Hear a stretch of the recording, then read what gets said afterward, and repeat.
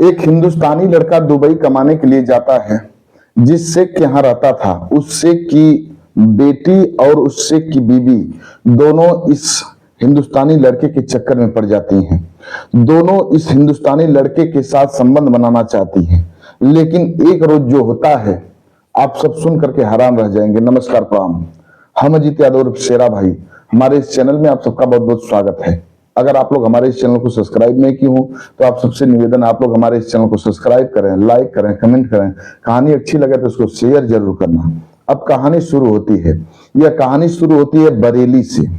यहीं के रहने वाले एक व्यक्ति जिनका नाम राम दुलार होता है। राम दुलार की पत्नी का नाम नर्मदा देवी होता है। इन दोनों दंपत्ति के बीच में दो बेटा होते हैं। बड़े वाले बेटे का नाम अमित होता है और छोटे वाले बेटे का नाम विशाल होता है। दोनों बच्चे बड़े ही खूबसूरत थे। ये जो अमित था, पढ़ने लिखने में काफी तेज तर्राक निकलता है। अमित कुछ ही दिन में अपनी इंटर की पढ़ाई कंप्लीट कर लिया। इंटर की पढ़ाई जब उसकी कंप्लीट हो गई, तब वह अपने गांव में मेहनत मजदूरी का काम करने लगता है। उसके पिता भी मेहनत मजदूरी का काम किया करते थे। पिता के साथ मेहनत मजदूरी करता था। पैसा घर में आ रहा था, परिवार अच्छे से चल रहा था। अब अमित और उसके पिता दोनों लोग मिलके, जो अमित का छोटा भाई था विशाल, उसको अच्छे कॉलेज में पढ़ाते हैं। विशाल अच्छे कॉलेज में पढ़ने के लिए जाता था। पढ़ने लिखने में वो भी अब काफी तेज तर्राक निकलता है। धीरे धीरे समय बीत रहा था। एक दिन की बात है, अमित के पिता राम दुलार की अचानक मौत हो जाती है। अब अमित अपने पिता की अंत्येष्टि क्रिया करने के लिए गांव घर के लोगों की मदद को लेकर के अपने भाई को साथ लेता है, हितई नतई के लोगों को साथ लेता है। फिर अपने पिता की अंत्येष्टि क्रिया करने के लिए श्मशान घाट पर जाता है। पिता की अंत्येष्टि क्रिया करके घर पर आता है। फिर 13वीं संस्कार करता है। 13वीं संस्कार करने के बाद पुनः अपनी मेहनत मजदूरी में लग जाता है और जीविका चलाने लगता है। समय बीत रहा था। छोटा भाई भी ग्रेजुएशन कंप्लीट कर लेता है। अब भाई घर पर था। एक दिन की बात है, अमित एक व्यक्ति से बात करता है। वह व्यक्ति दुबई कमा रहा होता है। उसी व्यक्ति से बात करके अमित अपना पासपोर्ट बनवाता है। पासपोर्ट बनवाने के बाद एक रोज दुबई के लिए रवाना हो जाता है। जब दुबई जाता है, एक शेख यहाँ रहने लगता है। उस शेख का नाम फैज अल अफ्ताब होता है। उसी शेख के यहाँ जाकर के रहता है। उस शेख के यहाँ गार्डन में काम करता, उसके घर का काम करता। उसकी कई दुकानें थी। वह शेख जहां उसको भेजता था, किसी भी काम से भेजता था, वह लड़का जाता था, काम करता था और पैसा कमाता था। पैसा अच्छा खासा कमा रहा था। पैसा घर पर भेजता है। छोटा भाई घर पर होता है। अब छोटा भाई जो विशाल था, वह घर का मरम्मत करवाता है, अच्छा खासा घर बनवाता है। फिर इसके बाद अपनी एक पर्सनल दुकान डाल करके उसी दुकान को चलाने लगता है। इधर छोटा भाई भी घर पर अच्छा पैसा कमाने लगा और उधर अमित दुबई में पैसा कमा रहा होता है। धीरे धीरे समय बीत रहा था। वो जो शेख था, उसकी एक खूबसूरत बीबी थी। उस शेख की बीबी का नाम माहिरा शेख होता है और शेख की एक बेटी थी। बेटी का नाम कियारा शेख होता है। माँ बेटी दोनों बड़ी ही खूबसूरत थी। जो कियारा शेख थी, वह एक हॉस्टल में पढ़ती थी और कियारा की माँ माहिरा घर पर रहती थी अपने पति के साथ। एक दिन की बात है, वह जो शेख था फैज अल, उसकी अचानक मौत हो जाती है। जब शेख की मौत हो जाती है, तब वह माहिरा शेख अपनी बेटी को बुलाती है।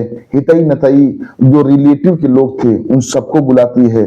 फिर इसके बाद उस शेख का जो मिट्टी संस्कार होता है, उन लोगों का रीति रिवाज होता है दफन करने के लिए, वो सारा कार्यक्रम करती है।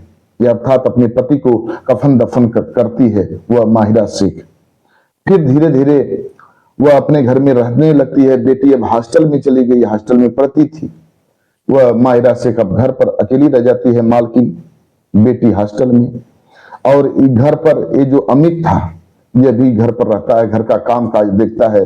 अब जितनी उसकी दुकानें चल रही थी, कंपनियां चल रही थी, वह मालकिन खुद संभालती थी और पैसा अपने बेटी को भेजती थी। बेटी पढ़ती थी, घर का कामकाज अपने पैसे से वह मालकिन कराती थी।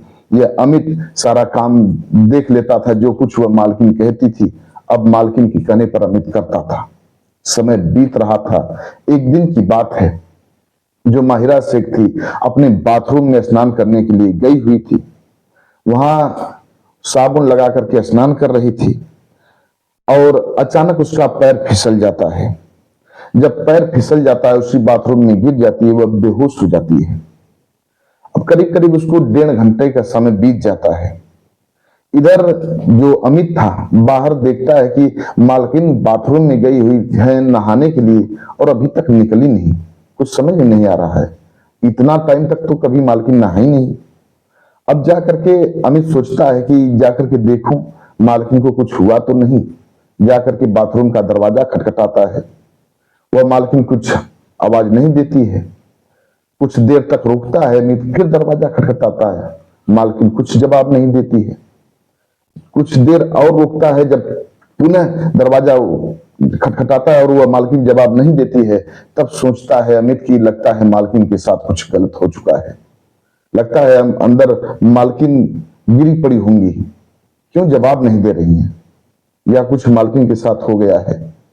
अब अमित तुरंत दरवाजा तोड़ देता है। दरवाजा तोड़ने के बाद अंदर जाकर के देखता है तो वह मालकिन नग्न अवस्था में बेहोश पड़ी हुई है।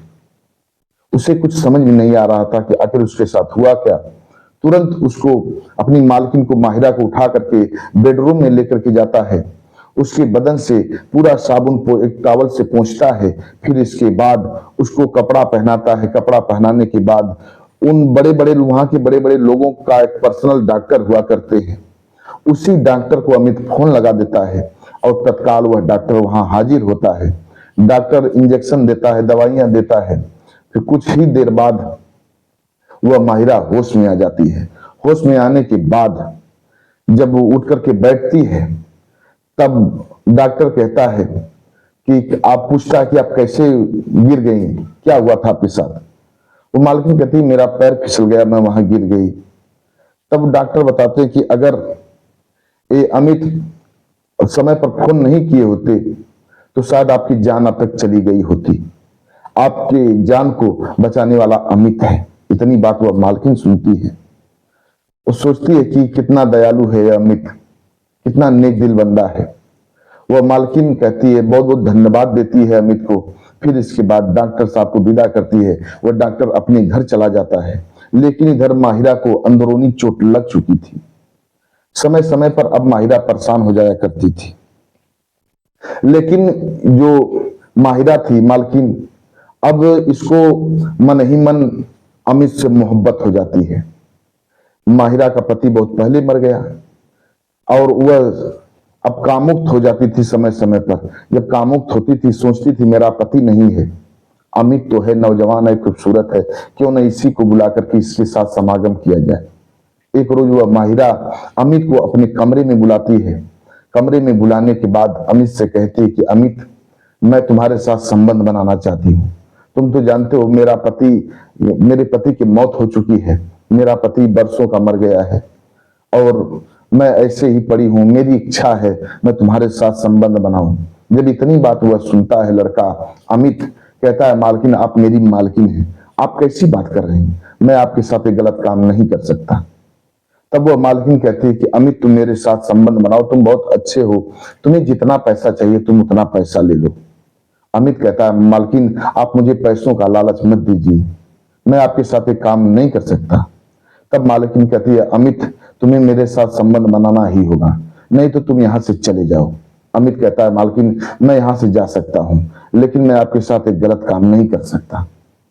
अब वह मालकिन जब इतनी बात सुनती है, वह सोचती कि यह तो घर जाने के लिए राजी है, मेरे साथ संबंध बनाने के लिए राजी नहीं है। वास्तव में नेक दिल बंदा है। अब उसको अपने अखबार में समेट लेती है और किसी तरह से उसको मना लेती है, राजी कर लेती है और उसके साथ संबंध बनाती है। इधर अपनी माँ की खबर को सुन करके माहिरा जो बाथरूम में गिरी थी, इस घटना को सुन करके उसकी बेटी कियारा से घर पर अपनी माँ को देखने के लिए आ जाती है। अब माहिरा सारी बात बताती है कि अगर अमित न होता तो आज मैं जीवित न होती। इतनी बात कियारा सुनती है, वह अभी सोचने पर मजबूर हो जाती है कि आखिर यह बंदा कितना नेक दिल है। अब कियारा को भी अमित से मन ही मन मोहब्बत हो जाती है। अब कियारा भी अमित के साथ संबंध बनाना चाहती है, रिलेशन बनाना चाहती है। वह सोचती है कि अगर इससे मेरी शादी हो जाए तो बड़ा अच्छा होगा। एक दिन रात को मौका पा जाती है वह कियारा और अमित के कमरे में चली जाती है। अमित से कहती है कि अमित, मैं तुम्हें बेहद पसंद करती हूँ। जब से माँ तुम्हारी बड़ाई की है तब से तुम मेरे दिल में बस गए हो। तुम मेरे साथ संबंध बनाओ और मुझसे शादी करके तुम यही रहो। जब इतनी बात वह सुनता है, अमित वह वही बात जो अपनी मालकिन को कह चुका था, जो बात वही बात कियारा से भी कहता है, लेकिन कियारा भी नहीं मानती है। अब अमित सोचता है कि अगर इस बात को मैं बताऊंगा कि मैं तुम्हारे माँ के साथ संबंध बनाता हूं, तब शायद यह कुछ अनर्थ मेरे साथ कर बैठे लड़की। अब वह जबरदस्ती करने लगती है, बार बार संबंध बनाने के लिए कहती है वह कियारा। अब यह लड़का अमित मान जाता है और कियारा के साथ भी संबंध बनाने लगता है। धीरे धीरे समय बीत रहा था। इधर एक दिन कियारा अपने हॉस्टल चली जाती है, उसका एग्जाम शुरू हो जाता है। वो जब अपने हॉस्टल चली जाती है, अब अमित और वह मालकिन दोनों लोग घर में रहते हैं। धीरे धीरे समय बीत रहा था। एक दिन की बात है, मालकिन जो माहिरा थी उसको अंदरूनी चोट लग चुकी थी, माइंड में चोट लग चुकी थी। एक दिन उसकी तबीयत बेहद खराब होती है। वह अमित उठा करके उसको हॉस्पिटल लेकर के जाता है, लेकिन वह बच नहीं पाती, उसकी भी मौत हो जाती है।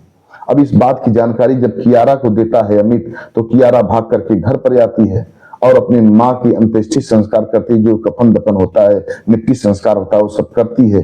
फिर इसके बाद वह लड़की अपना एग्जाम देती है। एग्जाम देने के बाद पुनः अपने घर पर आती है। घर पर आने के बाद अमित के साथ रहने लगती है। फिर अमित से कहती है, अमित तुम मेरे साथ शादी कर लो, अब तुम मेरे साथ यहीं सेटल हो जाओ। अमित कहता है, घर पर मेरी माँ है, भाई है, मैं अपने घर पर जाना चाहता हूँ। तब वह कियारा कहती है कि अमित, क्या मैं तुझे पसंद नहीं हूं? तुम मुझे छोड़कर अकेले चले जाओगे? मैं तुम्हें बेहद पसंद करती हूँ और अपनी बीवी को कोई ऐसे छोड़कर जा सकता है क्या? मैं तुम्हें अपना पति मान चुकी हूँ और तुम मुझे छोड़कर चले जाओगी? जब इतनी बात वह सुनता है, अमित भावुक हो जाता है। कहता है, ठीक है कियारा, मैं तुम्हारे साथ शादी करूंगा, तुम जो कहोगी सो करूंगा। अब वह कियारा अमित को अपने साथ लेती है, वहीं की कोर्ट में जाती है। अमित उससे शादी कर लेता है और कियारा के साथ रहने लगता है। समय समय पर अमित अपने घर घूमने के लिए आता है, अपने भाई से मिलता है, अपनी माँ से मिलता है। पिता तो पहले ही मर चुके थे। अपने माँ से मिलता है, भाई से मिलता है। फिर इसके बाद कियारा के पास जाकर के रहने लगता है, वहीं दुबई में रहने लगता है। बस आज की कहानी इतने तक। कहानी कैसी लगी आप लोग कमेंट बॉक्स में बताइएगा। हमारे कुछ व्यूअर हैं जो कि अपना नाम लेने के लिए अपील किए थे। एक है ब्रोजेंद्र सिंह, ये मणिपुर के रहने वाले हैं। ये हमारी हर कहानी सुनते हैं, बेहद पसंद करते हैं। राव मोहम्मद यासीन जो कि लाहौर पाकिस्तान के रहने वाले हैं, ये भी हमारे हर कहानी सुनते बेहद पसंद करते हैं। अनुज कुमार त्रिपाठी ये लखनऊ के रहने वाले हैं, ये भी हमारे हर कहानी सुनते बेहद पसंद करते हैं। जेपी विश्वकर्मा जी गाजीपुर उत्तर प्रदेश के रहने वाले हैं, ये भी हमारे हर कहानी सुनते बेहद पसंद करते हैं। लोग वीडियो में नाम लेने के लिए अपील किए थे, हमने बारी बारी से नाम लिया। आप भी अपना नाम बुलवाना चाहते हैं तो कमेंट बॉक्स में अपना नाम दीजिए, एड्रेस बता दीजिए, आप सबका भी बारी बारी से नाम लिया जाएगा। कहानी कैसी लगी कमेंट बॉक्स में बताइएगा। चैनल को लाइक सब्सक्राइब जरूर करिएगा। मिलते हैं अगले एपिसोड में किसी एक नई कहानी के साथ, तब तक के लिए नमस्कार।